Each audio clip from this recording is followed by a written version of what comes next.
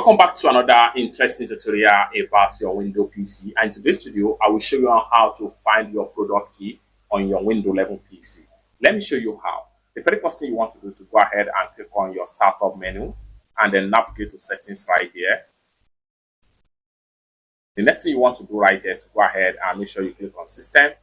Under the system right here, scroll down, continue to scroll down, continue to scroll down, continue to scroll down until you get to about. Click on about.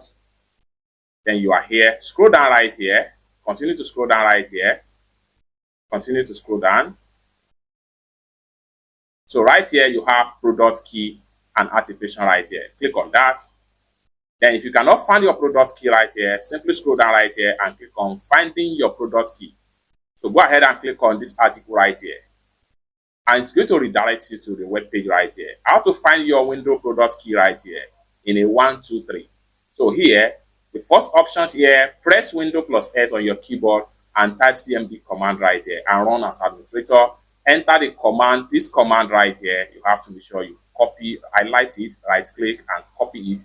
Then once you type the this command key right here, press enter to display the product key if it is stored in your system, BIOS or UEFI. So another method here is using registry editor. Press Windows plus R, type Reddit and press enter. Then this is the command key to navigate with. So I highlight on this command key and copy it and paste. Then look for the value backup product key default to find your product key. It's that simple. So you can try out any of the two methods right here and let me know if this particular video is truly helpful for you to find your product key in the comment section of this video. Thank you so much for watching and I hope to see you in my next video.